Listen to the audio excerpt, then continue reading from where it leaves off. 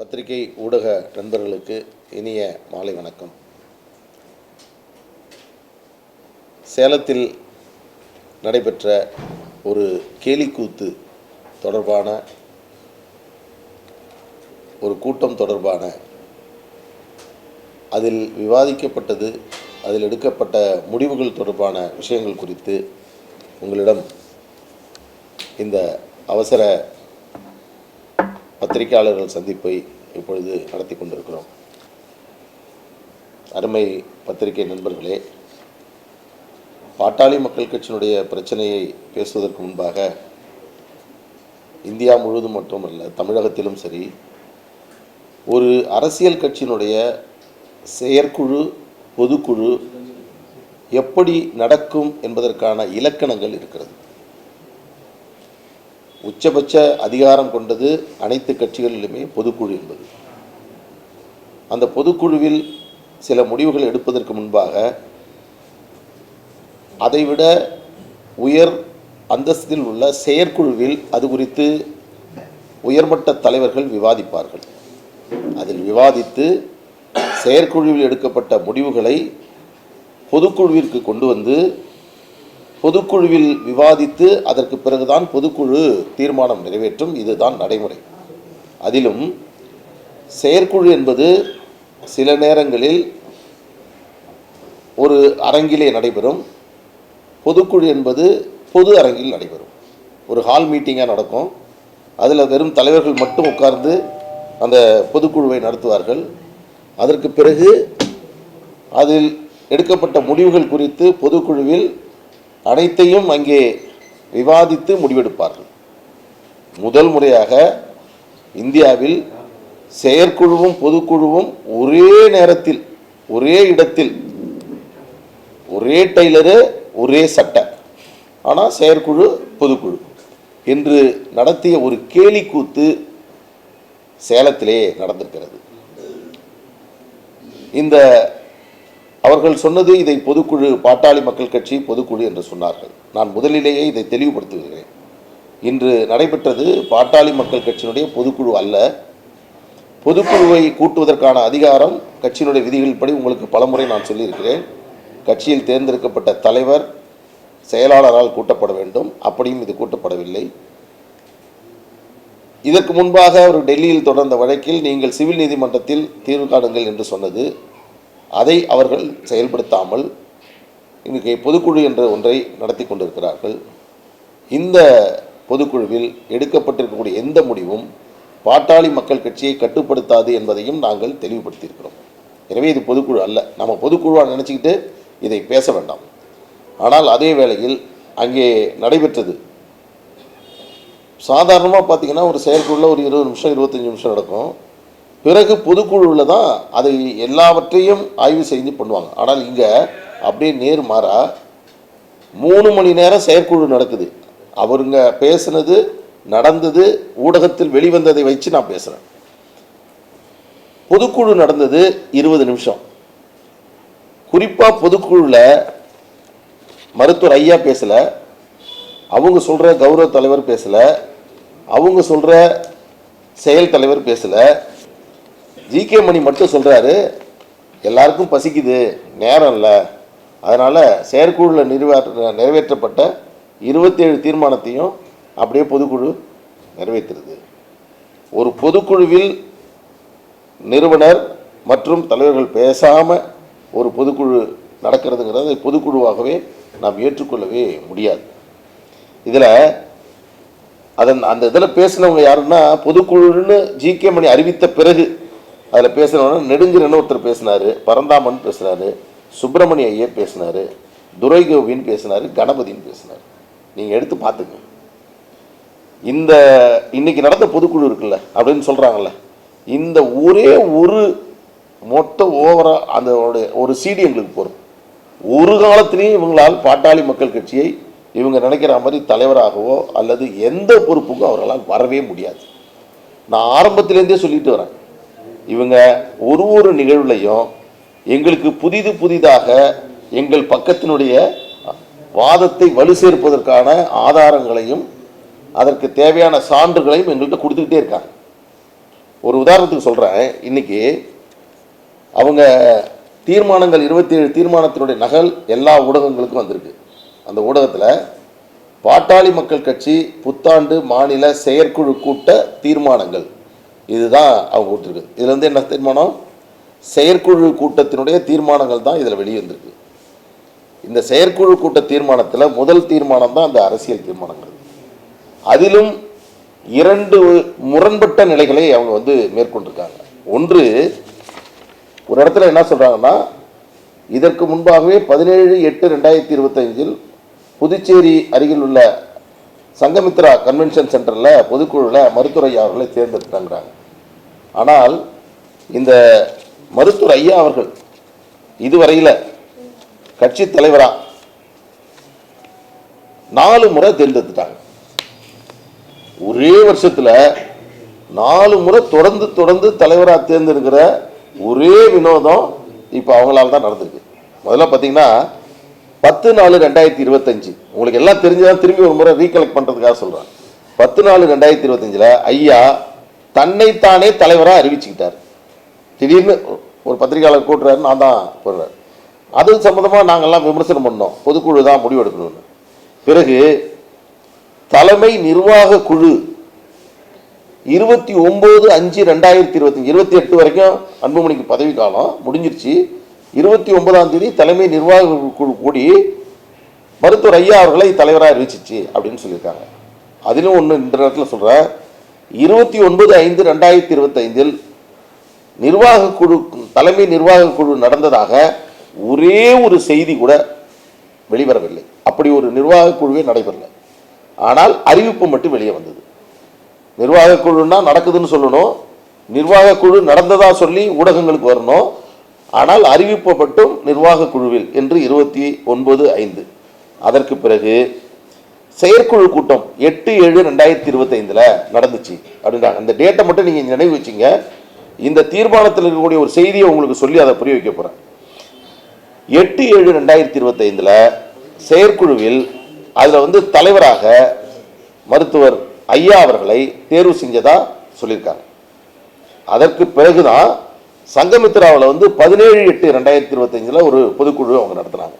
அந்த பொதுக்குழு நடத்தி அதனுடைய முடிவுகளை அவங்க வந்து நம்ம டெல்லிக்கு அனுப்பினாங்க. அந்த அனுப்பின பொதுக்குழுவை டெல்லி நிராகரித்தது. ஆனால் 17/8க்கு முன்னாடி 9/8/2025 நம்ம மகாபலிபுரத்தில் நாங்கள் நடத்தின பொதுக்குழுவை ஏற்று அது டெல்லிக்கு சென்று அதற்கு தேர்தல் ஆணையம் ஒப்புதல் வழங்கி மருத்துவர் அன்புமணி ராமதாஸ் அவர்களுடைய பதவி காலத்தை அடுத்த ஆண்டு ஆகஸ்ட் மாதம் 1ஆம் தேதி வரை நீட்டித்து ஒரு உத்தரவை கடிதத்தை எங்களுக்கு அனுப்பினார்கள். அதற்கு பிறகு இவர்கள் பல்வேறு படையெடுத்து டெல்லிக்கு சென்று நாங்கள் இத்தனை கடிதங்கள், நிறைய கடிதம் கொடுத்ததா சொல்றாங்க, இத்தனை கடிதங்கள் கொடுத்து நாங்கள் கேட்டோம். அந்த கேட்டதுக்கு அவங்க பதில் எனக்கு கொடுத்தாங்க. அந்த பதிலில் நீங்கள் இதற்கு முன்பாகவே மருத்துவர் அன்புமணி ராமதாஸ் அவர்கள் தான் தலைவராக இருப்பதற்கான சான்றுகள் பதிவுகள் எங்களிடம் உள்ளது, வேறு பதிவுகள் எங்களிடம் இல்லை. எனவே இது தொடர்பாக நீங்கள் சிவில் நீதிமன்றத்தை நாடிக்கொள்ளுங்கள். இதுதான் டெல்லி சொல்லுச்சு. என்ன பண்ணாங்க? இங்கே மகாபலிபுரத்தில் நடைபெற 9/8/2007 நடக்கிற அந்த கூட்டத்தை பொதுக்குழு கூட்டக்கூடாதுன்னு தான் சென்னை உயர்நீதிமன்றத்தில் ஒரு ரிட்டு போட்டாங்க. அது வந்து 8/8 வந்துச்சு, முதல் நாள் வந்துச்சு. ஆனந்த பகடேஷ் நீதிபதி அவர்கள் தான் தீர்ப்பு வழங்கினாங்க. அந்த பொதுக்குழுக்கு தடை விதிக்க முடியாது அப்படின்னு சொல்லிட்டாங்க. சிவில் நீதிமன்றத்தில் உங்கள் பிரச்சனையை தீர்த்துங்கன்னு இந்த கோர்ட்டு சொல்லிடுச்சு.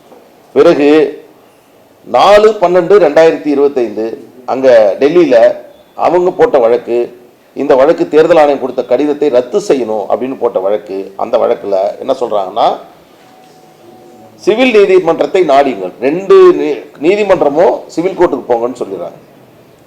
தேர்தல் ஆணையம் அடுத்த ஆண்டு வரை அங்கீகாரத்தை கொடுத்துருச்சு. இதுவரையில் இவங்க சொன்னது, இப்போதான் நான் உங்களுக்கு செய்தி சொல்ல வரேன், இதுவரையில் கட்சியினுடைய நிறுவனராக இருந்த மருத்துவர் ஐயா அவர்கள் தலைவராக 29/8/2025 தொடர்கிறார். ஏன்னா 2022 3 வருஷம் முடிஞ்சோன்னா ஆட்டோமேட்டிக்காக வந்துடுவார் அப்படின்னு சொல்லிட்டு வந்தாங்க. ஆனால் இன்றைக்கு தான் முதலாக அவர் தலைவராக தேர்ந்தெடுக்கப்பட்டதாக அறிவிக்கிறார். இதில் ஒரே ஒரு பேராகிராஃப் மட்டும் நான் உங்களுக்கு படித்து காட்டிடுறேன், உங்களுக்கு புரிஞ்சிடும். அபத்தம், கேலி கூத்து, காமெடி எல்லாவற்றுக்கும் இவங்க சிறந்த உதாரணமாக இவங்க இருந்துட்டுருக்காங்க. நான் ஊடக நண்பர்களை பார்த்து நான் எல்லாத்தையும் சொல்கிறேன். நீங்கள் நான் தப்பு பண்ணுறேன், நாங்கள் கொடுக்குற ப்ரெஸ் மீட்டில் நாங்கள் இந்த தவறு இருக்குது, இந்த பிழை இருக்குது, நீங்கள் எங்களுக்கு கேள்வி கேளுங்க, நாங்கள் பதில் சொல்கிறோம். அவங்க இன்றைக்கி நடத்திட்டு இதுதான் பொதுக்குழு, இதுதான் செயற்குழு என்று அவர்கள் சொல்கிறது, அது ஊடகங்கள் வர்றது, அதற்கு நாங்கள் திரும்பி அதுக்கு பதில் சொல்கிறது, இது எங்கே போய் முடிய போகுதுன்னு தெரியல. இதில் பார்த்தீங்கன்னா ஒரே ஒரு இடத்துல சொல்கிறேன், அவர்கள் கூற்றுப்படிவே அதைத் தொடர்ந்து, அதாவது டெல்லி உயர்நீதிமன்றத்தின் 4/12/2022 தீர்ப்புக்கு பின்னர் 17/12/2022 தைலாபுரத்தில் பாமக அலுவலகத்தில் நடைபெற்ற மாநில நிர்வாக குழு கூட்டத்தில் மருத்துவர் ஐயா அவர்கள் செயல் தலைவராகவும் முரளி அவர்கள் பொருளாகவும் ஒழுமனதாக தேர்வு சொன்னார். அதைத் தொடர்ந்து 29/12/2025 சேலம் சோன்சோ என்ற முகவரியில் மாநில பொதுக்குழுவில், அதாவது இந்த ரெசல்யூஷன் செயற்குழு ரெசல்யூஷன், ஆனால் இங்கே கடைசியாக அவங்க சொல்கிறது மாநில பொதுக்குழுவில் இதுக்குள்ளே இருக்குது. அதைத் தொடர்ந்து மாநில நிர்வாகக்குழு தலைவராகவும், அதைத் தொடர்ந்து இன்று அரங்கில் மாநில பொதுக்குழுவில் ஏற்கனவே, இப்போதான் நீங்கள் நோட் பண்ணணும், ஏற்கனவே நிர்வாக குழு மற்றும் செயற்குழுவில் தேர்ந்தெடுக்கப்பட்ட கட்சியின் நிறுவனர் மருத்துவர் ஐயா அவர்கள், அப்புறம் இவங்கள சொல்கிறாங்க, அவங்க ஜி.கே. மணியும் திருமதி இவங்க காந்தியும் சொல்கிறாங்க, மன்சூர் உள்பட ஒருமனதாக தேர்வு செய்யப்படுகிறார்கள். அவங்க கூற்றுப்படி, அவங்க சொல்ற இந்த தீர்மானத்தின்படி இது ஒரு குப்பத்தட்டில் போட வேண்டியதுதான், அதில் ஒன்றும் மாற்று கருத்து இல்லை. ஆனால் அதே வேளையில் இவங்க கூற்றுப்படி இன்னைக்கு முன்னாடி வரைக்கும் செயற்குழுலையும் தலைமை நிர்வாக குழுவில் மட்டும்தான் அவர் தலைவராக தேர்ந்தெடுக்கப்பட்டிருக்கிறதாகவும், அதாவது தேர்தலுக்கு அதுக்கு பிறகு டெல்லி தீர்ப்புக்கு பிறகு இன்னைக்கு முதல் முறையாக வைக்கிறதாகவும் சொல்கிறாங்க. நான் கேட்குறேன், ஒரு கட்சியின் தலைவராக புதிதாக ஒருவர் தேர்ந்தெடுக்க வேண்டும் என்றால் அதற்கு முன்பு இருக்கக்கூடிய தலைவர் தான் பொதுக்குழுவை கூட்ட வேண்டும். அதுதான் முன்னெடுக்க விதி 15-16 சொல்றோம். இன்னைக்கு தான் தேர்ந்தெடுக்கிறாங்கன்னு சொன்னா, இதற்கு முன்பு வரை இந்த கட்சியினுடைய தலைவராக மருத்துவர் அன்புமணி ராமதாஸ் அவர்கள் தான் இருக்கிறார் என்பதை அவர்களே ஒத்துக்கொள்கிறார்கள். இன்னைக்கு தான் ஃபர்ஸ்ட் டைம் பொதுக்குழுல வைக்கிறோம் அப்படின்னு சொல்றாங்க. இதில் நம்ம உங்களுடைய கவனத்திற்கு நான் கொண்டு வர விரும்புவது என்னவென்றால், இப்படி ஒரு அபத்தமான ஒரு தீர்மானத்தை இதுவரையில் கண்டிருக்கவே முடியாது. இன்னொன்று, ஒரு செயற்குழு ஆரம்பிக்குது, நடந்துக்கிட்டே இருக்குது, எல்லோரும் பேசுகிறார்கள். கடைசியாக ஒரு 20 நிமிஷத்தில் திடீர்னு ஒரு 3 பேர் 4 பேர் சேர்ந்து பேசிட்டு அதற்கு பிறகு பேசுறதுக்கு நேரம் இல்லைன்னு சொல்லிட்டு அது ஒரு தீர்மானம்னு போட்டு செயற்குழு தீர்மானம்னு சொல்லிட்டு பொதுக்குழுன்னு கொடுத்து இப்படி ஒரு நாடகத்தை அரங்கேற்றிருக்கிறாங்க. இதில் 2 விஷயம். பாட்டாளி மக்கள் கட்சியினுடைய தலைவர் மருத்துவர் ஐயா அவர்கள் தேர்ந்தெடுக்கிறாங்க அப்படின்னு இவர் சொல்லியிருக்காங்க. இது எவ்வளோ பெரிய கேலிக்கூத்துன்னு உங்களுக்கு தெரியும். இன்னொரு கேலிக்கூத்து நடந்திருக்கு. என்னன்னா, பசுமை தாயகத்தினுடைய தலைவராக இருக்கக்கூடிய மரியாதைக்குரிய திருமதி சௌமியா அன்புமணி ராமதாஸ் அவர்கள் மாற்றப்பட்டு திரு ஸ்ரீகாந்தி அவர்கள் தலைவராக நியமிக்கப்பட்டிருக்கிறார் என்று இன்றைக்கு ஒரு அறிவிப்பு வெளியிருந்திருக்கிறது. உங்களை பார்த்து கேட்குறேன், ஒரு அமைப்புன்னா அந்த அமைப்பு தான் கூடி ஒரு புதிய தலைவரை தேர்ந்தெடுக்கணும். அவங்க கூற்றுப்படி பாட்டாளி மக்கள் கட்சியுடைய பொதுக்குழுன்னு சொல்றாங்க. ஆனா சௌமியா அன்புமணியை பாட்டாளி மக்கள் கட்சியுடைய பொதுக்குழு மாற்ற முடியுமா? இந்த கேள்வி நல்லா நீ உங்களுக்குள்ளாவே இந்த கேள்வி கேளுங்க. பசுமை தாயகத்தினுடைய அமைப்பு, இங்கே என் அருகில் இருக்கக்கூடிய மரியாதைக்குரிய அருள் அவர்கள் பசுமை தாயகத்தினுடைய செயலாளர், பசுமை தாயகம் துவங்கியதிலிருந்து செயலாளர் இருந்து கொண்டிருக்கிறார். இன்னைக்கு அவர் பக்கத்தில் இருக்கிறார். பசுமை தாயகத்துக்கு எக்ஸிக்யூட்டிவ் கமிட்டி இருக்கு, ஜெனரல் கவுன்சில் இருக்கு. எந்த விஷயமாக இருந்தாலும் பசுமை தாயகம் என்பது சாதாரணமான அமைப்பு அல்ல. ஐநா மனித உரிமை ஆணையத்தினுடைய அங்கீகரிக்கப்பட்ட ஒரு என்ஜிஓ. அப்படிப்பட்ட ஒரு ஐநா மன்றத்தினுடைய அங்கீகரிக்கப்பட்டு மிகச்சிறப்பாக தமிழ்நாட்டில் இன்றைக்கும் சொல்லுகிறேன் சுற்றுச்சூழல் குறித்து, நீர்வளம் குறித்து, இங்கு இருக்கக்கூடிய சுகாதார நிலை குறித்து சௌமியா அன்புமணி அவர்கள் ஐநா மன்றத்தில் மட்டுமல்ல பல்வேறு உலக நாடுகளில் சென்று சிறப்பாக பசுமை தாயகத்தை நடத்தி கொண்டிருக்கிறார். அப்படி இருக்கக்கூடிய வேளையில் பசுமை தாயகம் என்ற ஒரு அமைப்பே இல்லாத வேறொரு அமைப்பு அவரை மாற்றியதாக சொல்றாங்க. அதில் இன்னொரு கூடுதலான தகவல் சொல்றேன். பசுமை தாயகம் என்பது அறக்கட்டளையின் சட்டத்தின் கீழ் பதிவு செய்யப்பட்டது. ட்ரஸ்ட் ஆக்ட்ல பதிவு பண்ணது. ட்ரஸ்ட் ஆக்ட்ல பதிவு பண்ணும்போதே அதற்கான பைலா என்பது உருவாக்கப்படும். பசுமை தாயகத்தின் பைலாவின் படி இதற்கு முன்பு தலைவராக மருத்துவர் அன்புமணி ராமதாஸ் அவர்கள் இருந்தார். அவருடைய தலைவர் பதவியை ராஜினாமா செய்தார். அதைத் தொடர்ந்து சௌமியா அன்புமணி அவர்கள் தலைவராக வந்தார். இந்த அடிப்படையெல்லாம் இன்னைக்கு ஜி.கே. மணி அவர்கள் காத்துல பறக்க விட்டுட்டார். அவர் இத்தனை ஆண்டுகள் பொதுக்குழுவை, செயற்குழுவை சிறப்பாக நடத்துகிறார். ஓய்வறியாத உழைப்பாளி, தியாக செம்மல், எல்லா பட்டத்தையும் வாரி வழங்கிட்டோம். ஆனா இன்னைக்கு அன்புமணி ராமதாஸ் அவர்கள் அருகில் இல்லாததால் ஒரு பொதுக்குழுவையும் செயற்குழுவையும் எப்படி கூட்ட வேண்டும் என்ற அடிப்படை மூகாந்திரம் கூட இல்லாமல் ஜி.கே. மணி அவர்கள் இன்றைக்கு ஒரு கேலி கூத்தை அதுல அரங்கேற்றிருக்கிறார். இதுவரையில் விவரம் தெரிஞ்சவர் விவரம் தெரியாமல் போயிட்டாரா, அல்லது நாங்க வெளியில வந்ததுனால அவருக்கு விவரம் தெரியாமல் போயிடுச்சா, அல்லது விவரம் எல்லாம் எனக்கு தெரியும் ஆனா திமுக என்கிட்ட இப்படிதான் சொல்லியிருக்கு, அவங்க சொல்றதை நாங்க செய்யறோம், அதை செய்யணுங்கிறதா என்னுடைய வேலை அப்படின்னு செய்யறாரான்னு எனக்கு தெரியல. இன்னைக்கு நடந்த செயற்குழு மாதிரி பொதுக்குழு மாதிரி பாட்டாளி மக்கள் கட்சியுடைய வரலாற்றில் இது போன்ற ஒரு கேலி கூத்து நடந்ததே கிடையாது. எவ்வளவு நேர்த்தியாக, எவ்வளவு முறையாக, எவ்வளவு கண்ணியமாக அந்த பொதுக்குழு செயற்குழு என்பது நடைபெறும் தெரியுமா? ஒரு உதாரணத்தை சொல்றேன். அவர் பக்கத்தில் கொடுக்குறாங்க, ஐயாவை பற்றி சொல்றாங்க, ஐயா கண்ணீர் கொடுக்குறாங்க, இதெல்லாம் பற்றி நீங்கள் என்னங்க இப்படி பண்ணுறீங்க கேட்பீங்க, எல்லாம் கேள்வி கேட்பீங்க. நெருப்பு மாதிரி போன்றவர் ஐயா அவர்கள். அவரோட ஒரு பேப்பரை, ஒரு கையில் ஒரு செய்தியை சொல்றீங்கன்னா அது அவர் கைக்கு வந்துருச்சுன்னா அதை கையாளக்கூடிய விதம். ஒரு உதாரணத்துக்கு சொல்றேன். 2006ஆம் ஆண்டு டெல்லியில் நம்ம இருக்கக்கூடிய ஐக்கிய முற்போக்கு கூட்டணியில் உயர்கல்வியில் இடஒதுக்கீடு வேண்டும் என்பதற்கான அந்த குறைந்தபட்ச செயல் திட்டத்தில் அது இருந்து அதை நடைமுறைப்படுத்தாமல் போகின்ற பொழுது அங்க இருந்தக்கூடிய உயர் தலைவர்கள் எல்லாம் எல்லோரும் இருக்கிறார்கள். அந்த அரங்கத்தில் இது என்னாச்சுன்னு கேட்குறாங்க. லாலு பிரசாத் யாதவ் இருக்கிறார், சிதம்பரம் இருக்கிறார், இது போன்ற உயர்ந்த தலைவர்கள்லாம் இருக்கக்கூடிய அந்த அரங்கத்தில் அல்ல அதை பிறகு பேசிக்கொள்ளலாம் என்று கையில் இந்த பேப்பர்லாம் தூக்கி எறிஞ்சிட்டு நான் இதற்காகத்தான் இந்த கூட்டணிக்கு வந்த, இன்னைக்கு நடக்குமா நடக்காதா தெரிஞ்சாகணும் என்று அன்றைக்கு சிங்கம் போன்று கர்ஜித்தவர் மருத்துவர் ஐயா அவர்கள். இது எல்லாருக்கும் ஊடக நண்பர்களுக்கு எல்லாம் தெரியும். ஆனால் இன்றைக்கு அவரை அமர வைத்துவிட்டு பொதுக்குழு எது, செயற்குழு எது, என்ன தீர்மானம், என்ன முடிவு ஐயா கேட்கிறாரு. இன்னைக்கு எத்தனை தீர்மானம் நிறைவேற்றணும் அப்படிங்கிறாரு. 27 அப்படிங்கிறாங்க. 27 தீர்மானம். எப்படிப்பட்ட ஒரு தலைவர், அரசியல் தலைவர், எவ்வளவு சிறப்பாக பாட்டாளி மக்கள் கட்சியை நடத்தியவர். 2026 அவ்வளவு சிங்கம் போன்று கருத்தித்த எங்கள் மருத்துவரையா இன்றைக்கு யாரோ கொடுக்கக்கூடிய பேப்பரில் கொடுக்கக்கூடியதை எழுதி அவர் சொல்லக்கூடியதை படித்து இன்னைக்கு அதை சொல்லக்கூடிய இடத்தில் அவரை கொண்டு போய் ஒரு பொம்மையை போன்று எங்கள் மருத்துவரையா அவர்களை மாற்றியிருக்கிறார்கள் என்பதை நாங்கள்லாம் பாட்டாளி மக்கள் கட்சியுடைய ஒவ்வொரு தொண்டரும் இன்றைக்கு நாங்கள் கண்ணீர் வடிக்கிறோம். அவரை அழைத்து மேடையிலே உட்கார வைத்து அவர் ஏதோ ஒரு கனவு கண்டதை போன்றும் அவர் ஏதோ ஒன்று சொல்லி அதற்கு பிறகு 2 பேரும் அவர்களை துடைத்து விட்டு பேசுகிறார்கள். பல செய்திகளை என்னால் இங்கே சொல்ல முடியும். அதில் ஒரு செய்தி ரொம்ப அதிகமாக அவங்க ஸ்ரீகாந்தி அவர்கள் பேசியிருக்காங்க.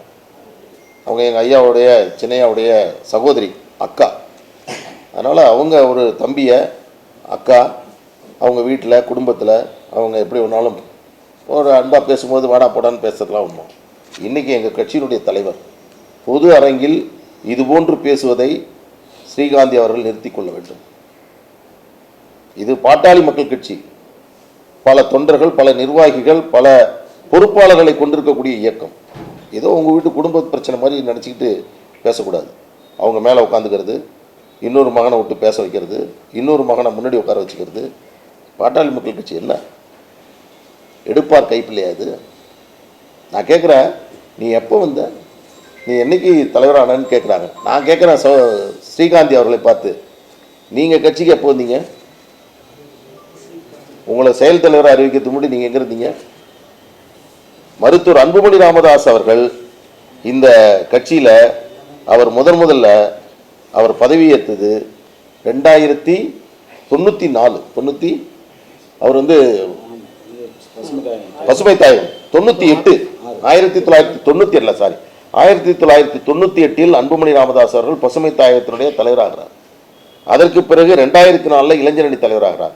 ஏறக்குறைய 27 ஆண்டுகள் இந்த கட்சிக்கு உழைத்திருக்கிறார். இன்னும் சொல்ல போனால் அவர் மருத்துவர் ஐயாவினுடைய மகன். மருத்துவர் ஐயா சில சபதங்களை செய்தார் என்ற அடிப்படைக்காகவே பல்வேறு தருணங்களில் அவருக்கு உரிய பதவிகள் அவருக்கு வழங்கப்படாமல் இருந்திருக்கிறது.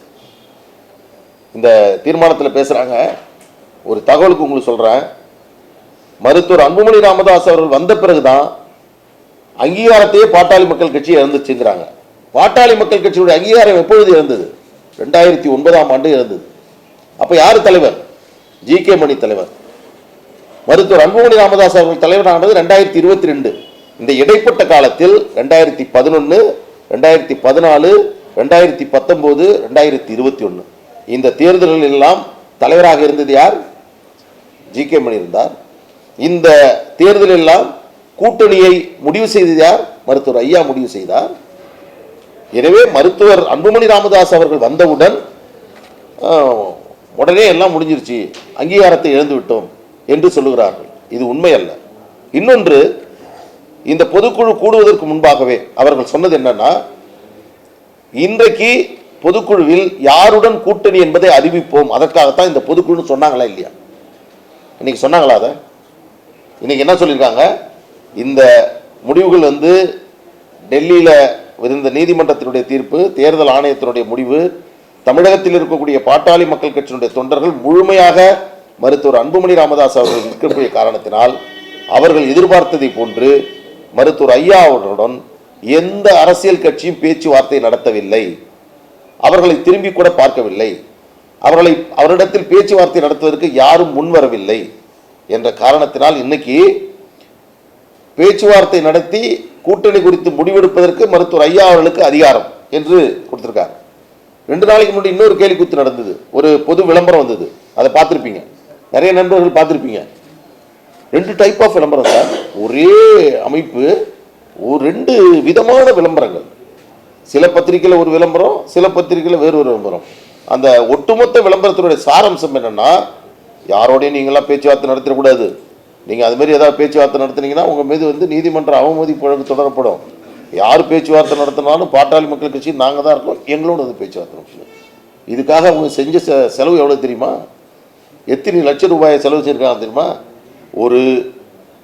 ஒரு பொது அறிவிப்பு ஒரு ஊடகத்தில், ஒரு செய்தித்தாளில் வெளியிட வேண்டும் என்று சொன்னால் அது எவ்வளவு கவனமாக இருக்கணும். ஊடக நண்பர்களாகி உங்களுக்கே தெரியும். நான் வழக்கறிஞர், பல்வேறு தருணங்களில் கோர்ட் நோட்டீஸை கொடுப்போம், வாங்கி உடனே பதிவு பண்ண மாட்டாங்க. அதுக்காக லீகல் டீம் இருக்கும், அதுக்காக எடிட்டோரியல் பார்ப்பாங்க. அந்த இது வந்து லீகல் ஃபார்மேட்டில் இருந்தால் மட்டும்தான் பப்ளிஷ் பண்ணுவாங்க. ஆனால் இதில் கூட இந்தியன் எக்ஸ்பிரஸும் தினமணியும் இதை வெளியிடவே இல்லை. நான் விசாரித்ததில் அவங்க வந்து இது வந்து சட்டப்பூர்வமானதாக இல்லை, அதனால் பண்ண மாட்டாங்க. அதில் இன்னும் சில பேர் நிறைய கதைகள்லாம் எழுதினாங்க, இதெல்லாம் ஒத்துக்க முடியாது, நீங்கள் கொஞ்சமாக கொடுங்க அப்படின்னு பிரித்து அதை 2 விதமாக பண்ணிட்டாங்க. சில பேர் கொடுத்ததை வாங்கி இப்போ நீங்கள் வந்து அட்வர்டைஸ்மெண்ட் ஏஜென்சி இருக்காங்க நம்ம இதில் ஊடகத்தில் வந்து பத்திரிக்கை, அவங்க கொடுக்குற விளம்பர பிரிவு கொடுத்தா போட்டு தான் ஆகணும்னு போட்டுறாங்க. ஆனால் அந்த விளம்பரம் என்பது ஒரு ஒரு ஒரு அது சட்டப்பூர்வமான விளம்பரமா, தலைமை நிலையத்தினுடைய விளம்பரமா, அல்லது அதில் கீழே இருக்கக்கூடிய ஒரு வழக்கறிஞருடைய அறிவிப்பா, என்ன ஃபார்மேட்டில் இருக்குன்னே தெரியல என்று கொடுத்திருக்கிறார்கள். எனவே இன்றைய பொறுத்தவரையில் நடைபெற்ற இந்த கூட்டம் என்பது பொதுக்குழுவே அல்ல, அதில் எடுக்கப்பட்ட முடிவுகள் எதையும் எங்களை கட்டுப்படுத்தாது. அதில் பல்வேறு விஷயங்களை அவர்கள் சொல்லியிருக்கிறார்கள். அத்தனையும் முன்னுக்கு பின் முரணாக அதில் இடம்பெற்றிருக்கிறது. இதுதான் இன்றைக்கு கூட நிலைமை. எனவே இந்த விஷயங்களை ஊடகங்களுக்கு உங்களுக்கு நாங்கள் தெரியப்படுத்த வேண்டும் என்பதற்காக நாங்கள் செய்திருக்கிறோம். ஒரே ஒரு செய்தியை சொல்கிறோம். இன்றைக்கு பொதுக்குழு என்றால், பாட்டாளி மக்கள் கட்சியினுடைய பொதுக்குழு என்றால், ஆளும் கட்சியாக இருந்தாலும் எதிர்கட்சியாக இருந்தாலும் ஒட்டுமொத்த தமிழக மக்களும் என்ன பாட்டாளி மக்கள் கட்சி சொல்ல போகிறது என்ன அரசியல் செய்தியை சொல்லப் போகிறது என்று பார்ப்பார்கள். ஆனால் இன்றைக்கு நடைபெற்ற பொதுக்குழுவில் வேற எந்த விவாதமும் கிடையாது. மருத்துவர் அன்புமணி ராமதாஸ் அவர்களையும் பாட்டாளி மக்கள் கட்சியை இன்றைக்கு சிறப்பாக நடத்தி கொண்டிருக்கக்கூடிய எங்களையும் திட்டுவதற்காகவென்றே ஒரு பொதுக்குழு என்ற பெயரில் ஒரு பொதுக்குழு. வேற ஒண்ணுமே இன்னைக்கு விவாதிக்கல. இன்னைக்கு ஏதாவது தமிழக அரசின் செயல்பாடுகள் குறித்து விமர்சனம் வந்திருக்கிறதா? திட்டங்கள் குறித்து ஏதாவது விமர்சனங்கள் வந்திருக்கிறதா? தமிழகத்தினுடைய தேவை குறித்த விமர்சனங்கள் வந்திருக்கிறதா? எதிர்காலத்தில் எந்த அடிப்படையில் எதனால் எதற்காக எந்த ஆருடன் கூட்டணி வைக்க போகிறோம் என்பதற்கான அறிவிப்புகள் வந்திருக்கிறதா? நான் இப்ப இதெல்லாம் சொல்றது இவ்வளவு முக்கியத்துவம் கொடுத்து இன்னைக்கு நடைபெற்ற அந்த கூட்டத்துக்கு சொல்லணும்னு அவசியம் இல்லை. ஆனால் அதே வேளையில் நாங்கள் இதை சொல்லித்தான் ஆக வேண்டிய நிலையில் நாங்கள் இருந்து கொண்டிருக்கிறோம். இந்த நாடகத்தை இன்னும் எவ்வளவு தூரம் ஓட்டலாம் அப்படின்னு நினைச்சிட்டு இருக்காங்க. இது போன்ற நாடகத்தை இன்னைக்கு முழுமையாக நடத்துவது, அவரை இயக்குவது ஜி.கே. மணி அவர்கள்தான். அவர்களால் தான் இது போன்ற கேலிக்கூத்தும் இது போன்ற ஒரு அரசியலில் அடிப்படை இல்லாத ஒரு நிகழ்வும் நடந்து கொண்டிருக்கிறது. மிக உயர்ந்த தலைவராக இருக்கக்கூடிய மருத்துவர் ஐயா அவர்களை இதைவிட அவரை அவமதிப்பதற்கு, இதைவிட அவரை ஒரு தவறான இடத்தில் உட்கார வைத்து பொதுமக்கள் மத்தியில் இப்படி ஒரு எல்லோரும் அவரை மருத்துவர் ஐயா அவர்களை பார்ப்பதற்கான சூழ்நிலை உருவாக்கி இருப்பது ஜி.கே. மணி. அவர் முகத்திலேயே நாங்கள் இதற்கு முன்பாகவே கிழித்து விட்டோம். அவருடைய சாயம் என்பது வெளுத்து விட்டது. அவர் இனி பாட்டாளி மக்கள் கட்சியில் அவர் போடக்கூடிய இந்த இரட்டை வேடத்தை நம்புவதற்கு பாட்டாளி மக்கள் கட்சி மட்டுமல்ல, தமிழகத்திலே யாரும் இன்றைக்கு தயாராக இல்லை. ஜி.கே. மணி அவர்கள் கட்சியிலிருந்து நீக்கப்பட்டதற்கு தமிழ்நாட்டிலேயே ஒரு கட்சியில் இருந்த ஒருவரை நீக்குவதற்காக பட்டாசு வெடித்து இனிப்பு கொடுத்து தமிழ்நாடு முழுதும் கொண்டாடிய பெருமைக்குரியவர் தான் ஜி.கே. மணி அவர்கள். எனவே எங்களுடைய பயணம் என்பது மருத்துவர் அன்புமணி ராமதாஸ் அவர்கள் தலைமையில் நாங்கள் சிறப்பாக இயங்கிக் கொண்டிருக்கிறோம். இது போன்ற ஒரு அநாகரிகமான, தரக்குறைவான பொது மேடையில் இது போன்று பேசக்கூடிய இந்த பேச்சுகள் எல்லாம் நிறுத்தணும் அப்படின்னு இந்த நேரத்தில் கேட்டுக்கிறோம். நீங்க பாஜக கிட்ட அடகு வச்சிருவீங்க அப்படின்றதுனாலதான் ஐயா இந்த மாதிரியான ஒரு முடிவு எடுத்தாருன்னு மேடையில் சொல்லிடலாமா? இன்னைக்கு அவங்க ஐயா சொன்னார், அதை அந்த அம்மா சொன்னாங்க. அவங்களுக்கு எங்க இப்போ தாங்க வந்திருக்காங்க, 2 நாளைக்கு முன்னாடி. அவங்க அது மாதிரி எழுதி வச்சுக்கிட்டு படிச்சுக்கிட்டு பாவம் அவங்களே ரொம்ப கஷ்டப்பட்டு பண்ணுறாங்க. அதில் ரொம்ப அவங்கள பற்றிலாம் நம்ம பேச வேண்டாம். ஐயா மேடையில பேசும்பொழுது அழுது மனமுடைந்து பேசினதா வீடியோ தொடர்ந்து பரவிட்டு இருக்கு. இதை எப்படி பார்க்குறீங்க? இந்த பேட்டியே அதுக்காக தான். ஏன் நாங்கள் சொல்கிறோன்னா, அவர் இயக்கப்படுகிறார், அவருக்கு ஒரு ஸ்கிரிப்ட் கொடுக்கப்படுது, அவரை சொல்கிறாங்க. அதாவது இதில் இன்னொரு உண்மையை சொல்லட்டுமா? அந்த கழுத்தை நெரிச்சாங்க, அந்த மாதிரி வந்துருச்சு, பதவி கொடுத்தாங்கன்னா அதுவே உண்மை இல்லை. அப்படி ஒரு நிகழ்வே கிடையாது. ப்ரூவ் பண்ண சொல்லுங்கள். எப்படி ஒரு வீடியோ போட்டாங்க, யாரை போட்டாங்க, அவர் யார், அவர் என்ன கொடுத்தாங்க சொல்லுங்கள். கட்டுக்கதை. இன்னொரு உண்மையை சொல்லட்டுமா? என் மீது ஒரு பெரிய ஒரு விமர்சனம். நாங்கள்லாம் இப்போ இங்கே இருக்கிற அத்தனை பேருமே அடையாளப்படுத்தி ஜெயராமன் இருக்கார், அருள் இருக்கார், இவங்கெல்லாம் மருத்துவரையாக தான் உருவாக்குனார். இன்றைக்கும் மருத்துவரையான்னு தான் சொல்கிறோம்.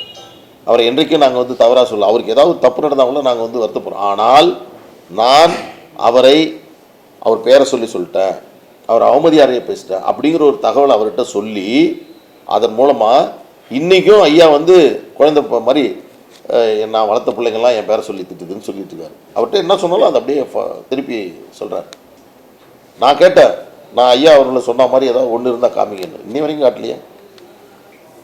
இது எதிர்காலத்திலும் அவர்களால் காட்ட முடியாது. அதனால் சொல்கிறோம், நாங்கள் என்னென்னா ஒரு உண்மை இல்லாத விஷயங்களை அவரிடம் சொல்வது என்பதை வாடிக்கையாக கொண்டிருக்கிறார்கள். இதுதான் அங்கே நடந்தது. எம்பி பதவியே அமைச்சர் பதவியே அவர் உழைச்சி வாங்கினாரான்ட்டு ஒரு கேள்வி எழுப்பியிருக்காங்க. இது எப்படி பார்க்குறீங்க? அதாவதுங்க, அந்த எம்பி பதவியும் அமைச்சர் பதவியும் கொடுக்கிற சூழலில் அருகில் இருந்தவர்கள் நாங்கள். அதற்கு முன்பாக நாங்கள் மத்திய அமைச்சர் பதவி கொடுத்தவர்களெல்லாம் பாட்டாளி மக்கள் கட்சியோடு எப்படி அவர்கள் நடந்து கொண்டார்கள் என்பது புரிந்து கொண்டு, அன்புமணியினுடைய ஆற்றலையும் அவருடைய செயல்திறனையும் அவருக்கு இருக்கக்கூடிய அரசியல் அனுபவத்தையும் அடிப்படையாக கொண்டு இந்த பதவியை கொடுக்க வேண்டும் என்று அன்றைக்கு எல்லோரும் முடிவு செய்து அந்த பதவி என்பது கொடுக்கப்பட்டது. அதற்கு முன்பாகவே அவர் பசுமை தாயகத்தினுடைய தலைவராக, பாட்டாளி மக்கள் கட்சியுடைய இளைஞரணி செயலாளராக தலைவராக இருந்து அவர் பணியாற்றியிருக்கிறார். பொது வாழ்க்கையில் அவர் தன்னை ஈடுபடுத்தி கொண்டிருக்கிறார். இப்படித்தான் அந்த பதவி என்பது கொடுக்கப்பட்டிருக்கிறது. இதை இன்றைக்கே அவர்கள் சொல்லுகிறார்கள். இந்த தருணத்தில் அவங்க சொல்லிட்டு இருக்காங்க. எனவே இது வந்து அரசியல் வந்துருச்சு, குடும்பம், அவங்க அக்கா இப்படி பேசுகிறதுனால நாங்கள் அதிகமாக சில விஷயங்களை இன்னும் விரிவாக எங்களால் பேச முடியாது, பேசக்கூடாது. குடும்ப பிரச்சனை தான் இவ்வளோத்துக்கும் காரணம்னு வெளிப்படையாக தெரியுது சார், வெளிப்படையாக தெரியுது. நான் என்ன சொல்கிறேன்னா, மருத்துவர் ஐயா அவர்களும் மருத்துவர் அன்புமணி ராமதாஸ் அவர்களும் கட்சியும் இன்றைக்கி இவ்வளவு பெரிய நிலையில் இருந்து கொண்டிருக்கு. ஆனால் இந்த சூழ்நிலை உருவாயிருக்கு. இந்த சூழ்நிலை உருவானதற்கு யார் காரணம்? ஜிகே மணி ஆட்டி வித்தார்.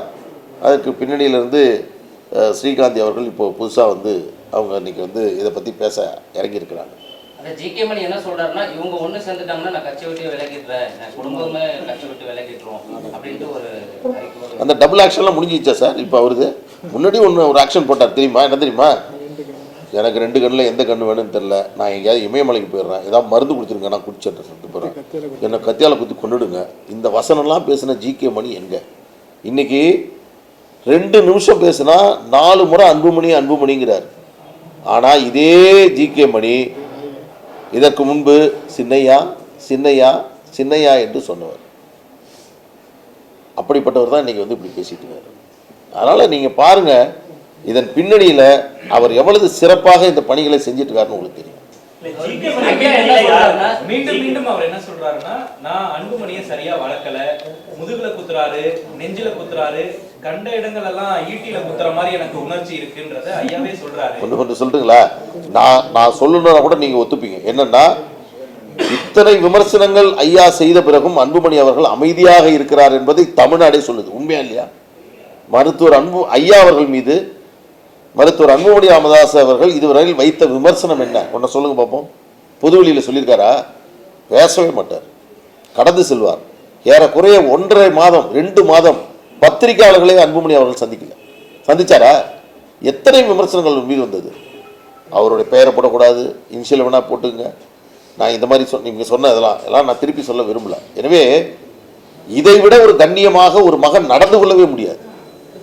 அவ்வளவு கண்ணியமாக, அவ்வளவு நிதானமாக, அவ்வளவு பொறுமையாக அன்புமணி அவர்கள் இதுவரையில் நடந்துட்டு இருக்காரு. அது பாட்டாளி மக்கள் கட்சியா நான் சொல்ல, ஒட்டுமொத்த தமிழ்நாட்டில் இருக்கக்கூடிய ஊடக நண்பர்கள் சொல்றாங்க, பொதுவெளியில் இருக்கக்கூடியவர்கள் சொல்றாங்க, அரசியல் நோக்கர்கள் சொல்றாங்க, அன்புமணி ஒரு டீசென்ட் அப்ரோச் அவர்கிட்ட இருக்கு. அவர் இந்த பிரச்சனையை, அவங்க அப்பாவுடைய பிரச்சனையை அணுகிற விதம் ரொம்ப நேர்த்தியாக அவர் கையாளுகிறார் என்ற செய்தி எல்லாருமே பரவலாக சொல்றாங்க. எனவே குத்தினாரு போனாரு அப்படின்லாம் சொல்றது எழுதி கொடுத்தது, அது உண்மை இல்லை. இப்போ நான் சொன்னல முன்னாடி ஒரு பண்ணிட்டாங்க, இந்த மாதிரி பண்ணா மறுநாள் பதவி, அதே மாதிரி தான் சார். தான் இயக்கப்படுகிறோம் என்ற ஒரு தெளிவு கூட இல்லாமல் மருத்துவர் ஐயா இருக்காருன்னு நீங்க நம்புறீங்க? அதாவது அதுக்கு மேலே நான் சொன்னேன்னா ஐயாவை விமர்சனம் செய்ததாக மாறிவிடும். அதை செய்யக்கூடாதுன்னு நான் நினைக்கிறேன். நீங்களே முடிவு பண்ணீங்க. 2006 ஐயா யார், இன்னைக்கு 2025 டிசம்பரில் இருக்கக்கூடிய ஐயா யார், அவர் எப்படி பொதுவெளியில் நடந்து கொள்கிறார், ரெண்டையும் நீங்கள் ஒப்பிட்டு நீங்கள் முடிவு பண்ணீங்க. இதற்கு மேல் நான் சொன்னேன்னு வச்சிங்களேன், ஐயாவையே நான் விமர்சனம் பண்ணதான் அவங்க சொல்லுவாங்க. அதனால் நான் எந்த காலத்துலையும் எங்கள் ஐயாவை நாங்கள் விமர்சனம் பண்ண மாட்டோம் சார். அவர் என்ன சொல்றாருன்னா, உலகத்திலேயே என்ன போல ஒரு தகப்பை யாருன்னா கிடைப்பாரா அப்படின்ட்டு ஒரு நான் என்ன சொல்றேன், அண்ட சராசரத்திலேயே அன்புமணி மாதிரி ஒரு பிள்ளை கிடைக்கவே மாட்டார். இந்த உலகத்தில் தந்தைக்கும் பெற்றோர்களுக்கும் குடும்பத்திற்கும் இவ்வளவு பெரிய புகழை, இவ்வளவு பெரிய பெருமையை ஒரு மகனாக அவர் பெற்றுக் கொடுத்திருக்கிறார். அதுவும் இது போன்ற இக்கட்டான சூழ்நிலையில், இவ்வளவு விமர்சனங்கள் நிறைந்திருக்கக்கூடிய காலகட்டத்தில், எதிர்கால அரசியலை எல்லாம் ஒரு பக்கம் ஒதுக்கி வைத்துவிட்டு தந்தை, குடும்பம், வளர்த்தவர், ஆளாக்கியவர் என்ற அடிப்படையில் அந்த நிதானத்தை கடைபிடித்துக் கொண்டிருக்கிறார். எனவே அவருக்கு நிகராக ஒரு மகனை நீங்கள் பார்க்க முடியாது. திராவிட முன்னேற்ற கழகம், திமுக, அறிவாலயம். இன்னைக்கு நான் ஒன்று சொல்லட்டுங்களா, தைலாபுரம் தோட்டத்திலிருந்து எனக்கு தைலம் வருதுன்னு கலைஞர் சொன்னார். கலைஞர் அவ்வளவு நெருக்கடிகளை நாங்கள் கொடுத்தவர்கள். இன்னைக்கு தைலாபுரம் திமுகவுடைய பிரான்ச் ஆஃபீஸாக மாறிடுச்சு. இதுக்கு மேலாம் பேசக்கூடாது, பேசணும்னா அது ரொம்ப தவறாக போயிடும். எலெக்ஷன் வேற நெருங்கிடுச்சு, இன்னொரு 3-4 மாதங்கள் தான் இருக்கு. 2 பேருமே இப்படி பிரிந்து கொண்டிருந்தா கூட்டணி பேசுவதற்கு மற்ற கட்சிகள் தயங்கி கொண்டிருக்கின்றன. எப்படி எதிர்கொள்ள போறீங்க இந்த தேர்தலை? 2 பேரும் சேர்ந்து எதிர்கொள்ளக்கூடிய சாத்தியக்கூறுகள் இருக்கா, இல்ல தனித்தனியா தான்?